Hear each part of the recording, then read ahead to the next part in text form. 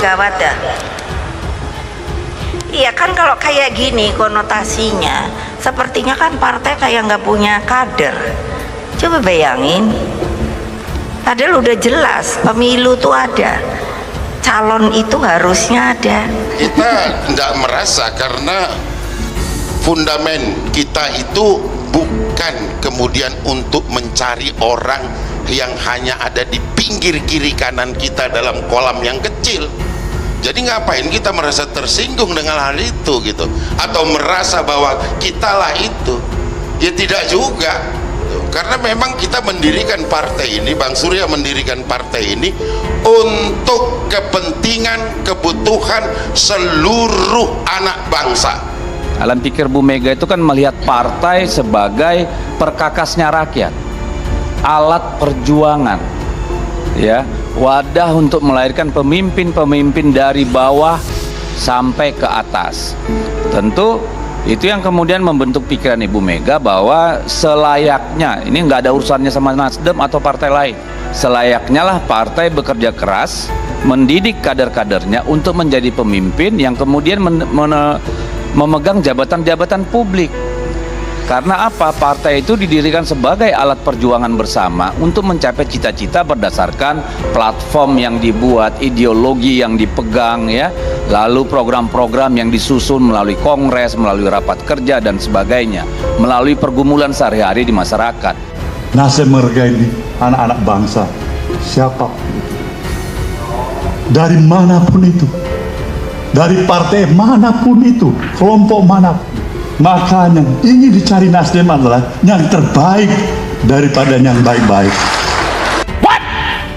Indonesia sejak dulu kala tetap dipuja-puja bangsa. Aku bilang mau Mbak Puan sama Mas Nana, lucu ya orang berpolitik sekarang ya. Jangan deh niruin. Lo kok kayak gitu ya? Gimana sih maunya? Emangnya nggak punya kader sendiri? Iya, dompleng-dompleng. Kenapa mesti kader? Kalau ini kan anak bangsa, kader pun itu anak bangsa, bukan kader pun itu anak bangsa. Maka Nasdem memberikan sebesar-besarnya ruang kepada seluruh anak bangsa untuk dapat terlibat di dalam mencapai cita-cita bangsa ini. Mendengarkan pidato politik dari Ibu Megawati Soekarno Putri pada HUT PDIP ke-50 yang diadakan pada hari Selasa 10 Januari kemarin. Sungguh mengasihkan ya Ibu Megawati dengan pengalaman politiknya. Selama puluhan tahun, terlihat sangat jelas sebagai orang yang menguasai situasi dan terlihat kebijaksanaannya sebagai seorang ketua umum dengan hak prerogatifnya untuk memilih, menetapkan, dan mengumumkan siapa bakal capres yang akan diusung PDIP pada 2024 nanti. Ibu Mega juga secara terang-terangan bersuara soal adanya partai politik yang menurut beliau sangat lucu dalam melakukan manuver politiknya dan menyebut nama partai, tetapi rasanya seluruh Indonesia tahu bahwa partai yang dianggap melawak oleh Ibu Mega adalah Nasdem, partainya Surya Paloh, partai yang selama 8 tahun terakhir mendompleng popularitas sejak Jokowi menjadi Presiden RI.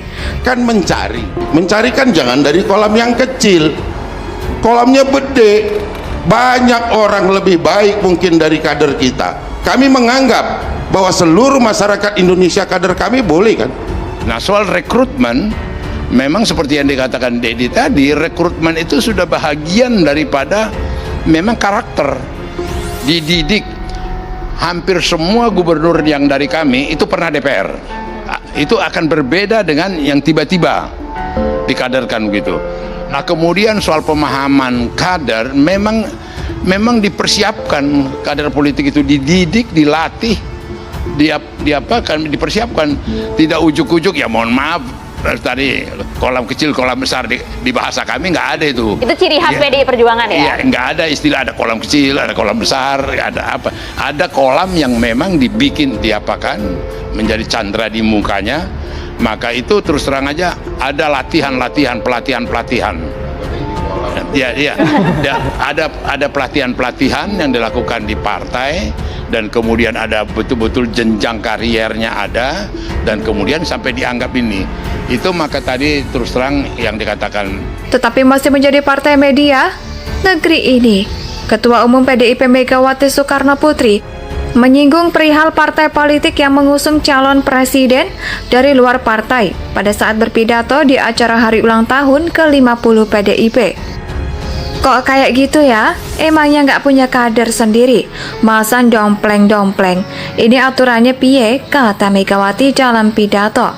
Mengusung Anies Baswedan dan menjadi bakal Capres 2024 secara tidak langsung. Pernyataan Nasdem tersebut menyinggung kostum menurutnya separtai mempersiapkan untuk menjadi pemimpin lewat kaderisasi partai. Apa Anies Baswedan? Jawabannya adalah why not the best? Mendirikan partai politik itu untuk melahirkan pemimpin yang kemudian memperjuangkan manifesto partai, program partai, ideologi partai. Kan tidak bisa dengan orang yang datang sehari ya, atau katakanlah setahun menjelang pemilihan. Wah, itu tanya sama partainya. Tapi dari sisi refleksi PDI Perjuangan, bagi kami itu artinya kegagalan kader. Bukan berarti PDI Perjuangan Kegagalan kader, Bang? kegagalan pengkaderan.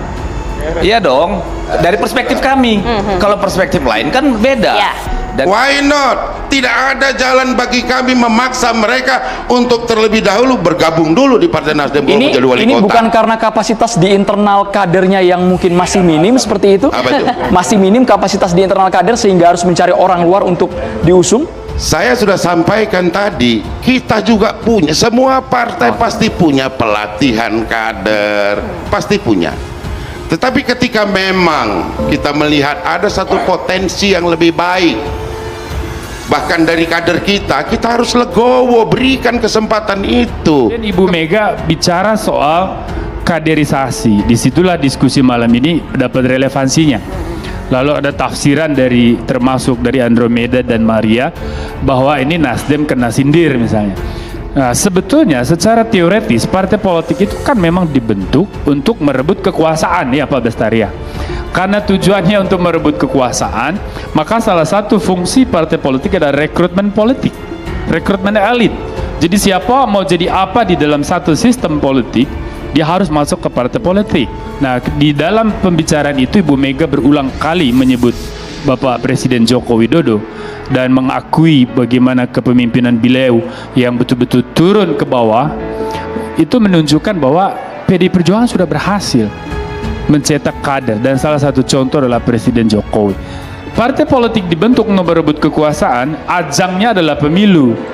Nah, ada upaya yang namanya kaderisasi, pendidikan politik di dalam internal partai politik. Tujuannya apa? Mematangkan kualitas, skill, kompetensi dari kader, sehingga nanti begitu ada di dalam ruang kekuasaan, dia mampu menerjemahkan itu kedaulatan rakyat ke dalam praksis kekuasaan yang pro rakyat. Kata dia, menjadi pengusung capres bukan pendukungnya. Kalau tidak ada kader, kata dia, kondisinya gawat. Calon itu harus ada bikin partai. Mau buat apa tuturnya? Mega menyebut untuk menjadi kader harus melewati tahapan.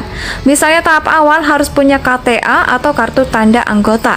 Kemudian dia bisa menuliskan dengan masuk struktur partai sebagai ketua sekretaris dan bendahara. Selanjutnya dia bisa mencalonkan atau maju legislatif ataupun eksekutif. Sehingga untuk mempersiapkan tahapan itu, PDIP mendirikan sekolah partai, kursus-kursus, tambah pengetahuan politik, hingga bentuk organisasi yang masuk banyaklah, ucap Mega. Indonesia tanah air beta, pusaka